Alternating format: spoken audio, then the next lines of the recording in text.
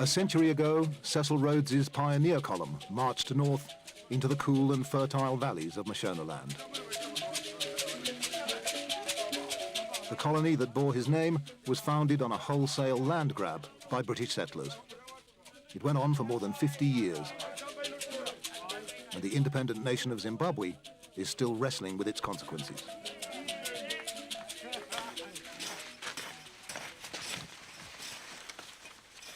Like millions of other Zimbabweans, Ephraim Nyakajura and his family just scratch a living on an overcrowded plateau.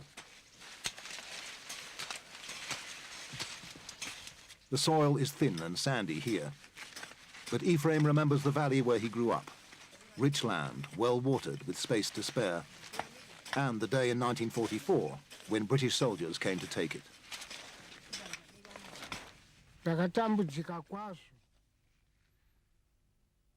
I was very, very unhappy.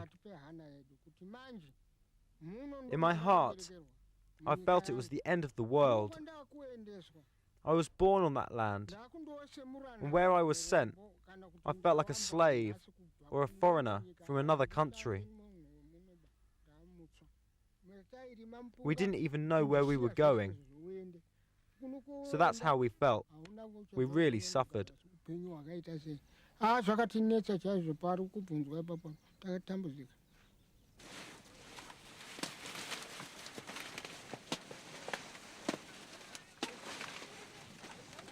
It's harvest time at Sarui Sauce Farm on the rich black soil of Norton, west of Harare. Tobacco is the farm's most important cash crop and Zimbabwe's biggest export earner. It pays the wages of 75 permanent farm workers and their families and provides a handsome living for Jim Sinclair and his two sons. You got a spray for that? Yeah. That's Frogger. That's Frogger spot. So we've got to do something about that. Eh? Between them, Jim and the boys own 2 farms and lease a third. Yeah. Okay, Doug. Well, we'll see you. Eh? Okay. You come back for lunch? Yeah, I'll see you later. Bye. They're good farmers and they're proud of it. We're probably spending, in terms of turnover, we're probably pumping $8 million into the Zimbabwean economy every year, and in terms of fertilizer, chemicals, capital equipment, that sort of thing. As well as tobacco, there are maize and hay crops and 1,000 head of cattle fattening in Sarui Sauce's lush pastures. It's a good life, but Jim Sinclair feels that he and his family have earned it. His father-in-law bought the land from another white settler in 1933. Okay, Jonathan, I thought you might be interested in a couple of things we've got in here. When his wife's father died, Jim paid top dollar to buy out her brothers and sisters. Our wedding in this garden in 1965. They've raised 3 children and 3 grandchildren here so far. My mother and all her children and grandchildren. Wow, yeah. extended family. Isn't it? Wonderful. When independence came, Jim was elected president of the Commercial Farmers Union. So that's your friend the president? Yeah, he was prime minister then. We were quite friendly. He was accessible and, of course, led the policy of reconciliation after the war. But unfortunately today, he now sends out letters like this. So. The letter came at the end of November. It gives notice that Sarui Sauce Farm has been designated for compulsory acquisition by the government.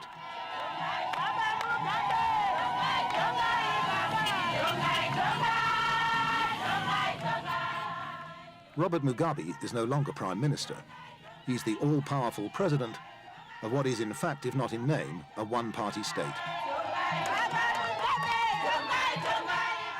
The decision to acquire 1/3 of Zimbabwe's most productive farms was made without consultation with the farmers or with the international donors who the president expects to pay for it.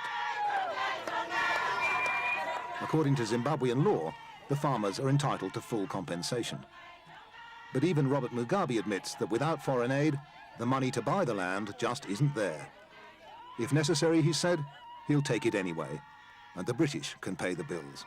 We couldn't accept perpetual occupation of most of our fertile land by others and not by ourselves. That we objected to. And the British should know that. This is Zimbabwe. It cannot be an extension of Britain.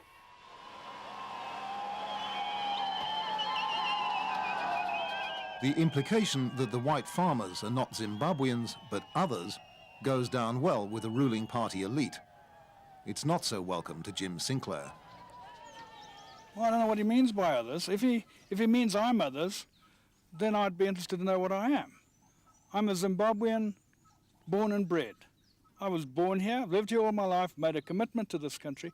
How can you actually say to somebody, I'm going to buy your farm by law. The law says I've got to pay you for it, but I haven't got any money, so actually I'm not going to pay you for it. Now, have we got a government that's above its own law? Well, you know, constitutions can be amended any time by parliament. The law can be changed any time by parliamentarians. The principle of acquiring land is the overriding principle. We want to follow the law, but whose law is it? It is ours. Well, some white farmers have said that if you do take the land without compensation, that amounts to just state-sanctioned robbery. Well, that's exactly what they did themselves. When they do it, the question of human rights is not raised. When we do it, the question of human rights is raised.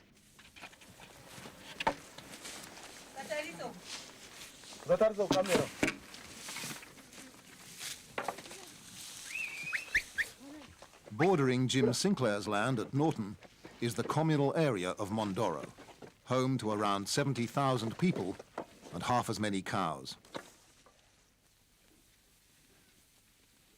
Before the white men came, there were perhaps 1 million people in what is now Zimbabwe.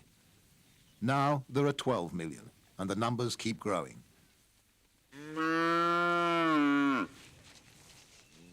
Tendai Masiwa has 7 cows of his own and 4 children.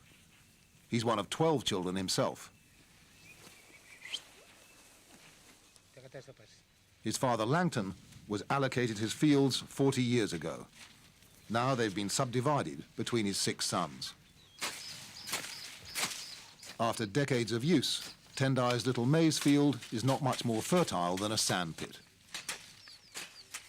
By this time of year, on good soil, the corn stalks would be standing taller than a man. Since my grandfather, they started using this soil.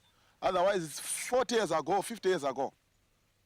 And can't you move somewhere else to find... There's nothing I can go. There's grandmother's field, and this one is my mother's field.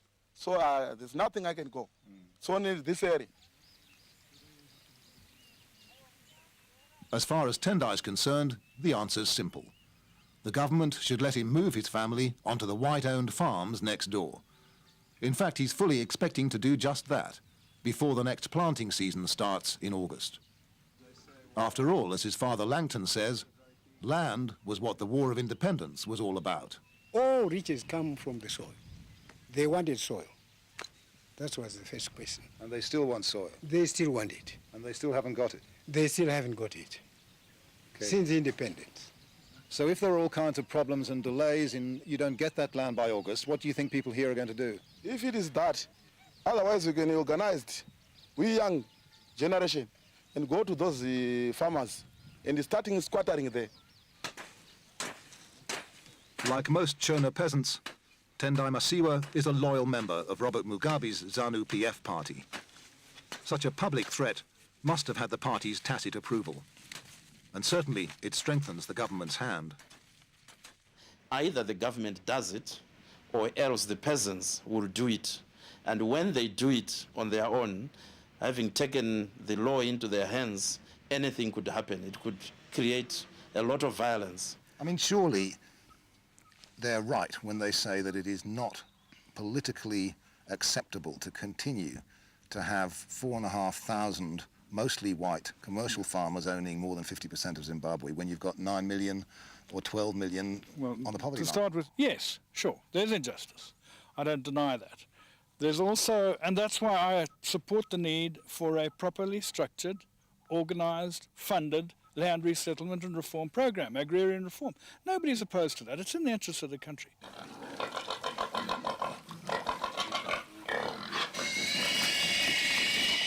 The problem, as Jim Sinclair sees it, is that the current program is anything but structured, organised and funded. You see, the problem that we have is that this government's treating this issue as a political issue. It's not a political issue. We're talking about economics, exports, feeding people, employing people, and this piggery is a good example. Because he owns the land, Sinclair has been able to borrow funds to finance improvements like his piggery. But the peasants won't have private title, so the banks won't lend them money.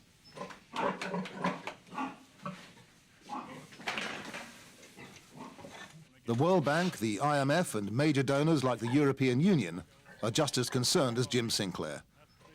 They're worried that the crash redistribution scheme will lead to a dramatic decline in food production and the loss of vital export income. Well, unfortunately, we have a country to run, and we have to run it. If we are faced with a problem, we are not going to sit and not solve the problem just because the international community may not understand us.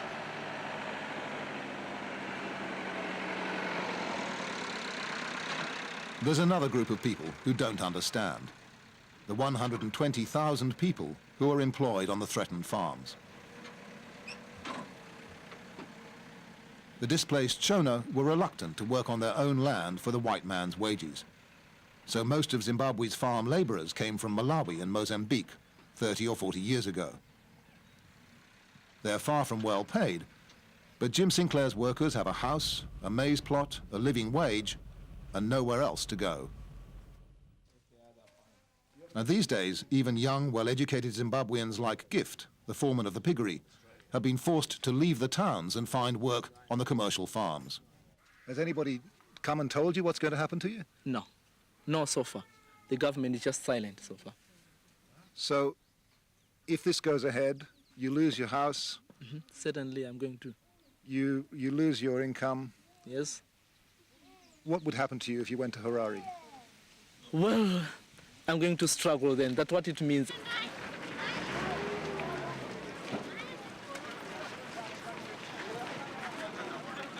If the farm workers are forced to join the job queues, life in the bleak suburbs of Harare will get even tougher than it already is. More than half Zimbabwe's citizens have no work. And with interest rates at 35%, there are few investors rushing to create new ones. Inflation is over 20%. The Zimbabwe dollar has crashed and living standards have plummeted. It's in the cities and not on the land that the real time bombs are ticking.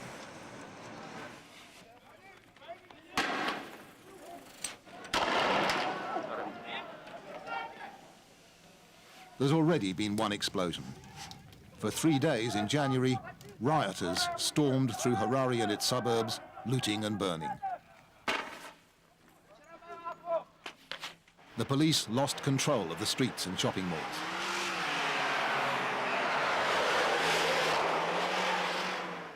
The riots were set off by huge tax hikes and a jump in the price of basic staples like maize meal and cooking oil. In the streets, they pinned the blame squarely on a corrupt and incompetent government. We want a new government. Mugabe and his puppets. For the first time since independence, Robert Mugabe was forced to send the army into his own Shona heartland. But he hasn't accepted the blame for the price rises. Instead, his government has tried to play the race card again. We have 4 big millers in this country. They increase their prices one day with the same percentage. And as you know, our economy is owned about 95% by the white community in this country or by foreign company owners. So when we talk of the white community, that's precisely what we mean. So it is, in a sense, a white conspiracy.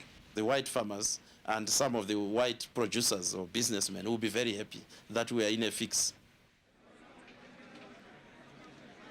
On the Sunday after the riots in the beer halls of the black suburbs, we found the government's attempt to blame the whites got short shrift. It was not an opposition party, it was not the white people who caused that, whoever is no. It's only we people who thought of that. We wanted to show the government that we dislike that what they did. We can't say it's a word, man, because, yeah, things can go up. And just like you have your own company, and then, yeah, the government says, okay, we raise the taxes. How much you pay for the company. For you to get that money, it means you have to raise your things as well. So we cannot say, we blame the government for that.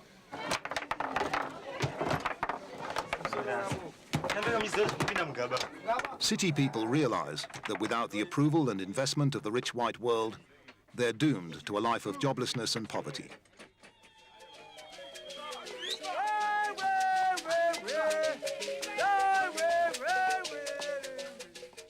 But out in the rural areas where ZANU still has a powerful hold, it's land that's always been the linchpin.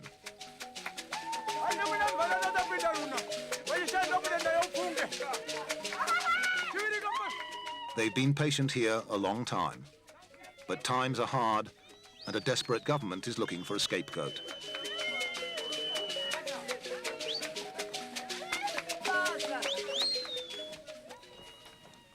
Look at that. No, that looks great, darling. Yeah. Super. Well done. Right. Anne and James Sinclair are not racists.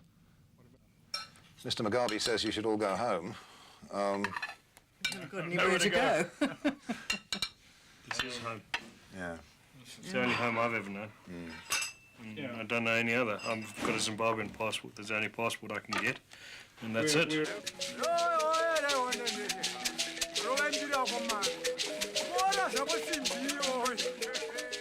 It may not be good economics to hand flourishing farmland back to the peasants, but even in one-party states, it's sometimes politics that comes first.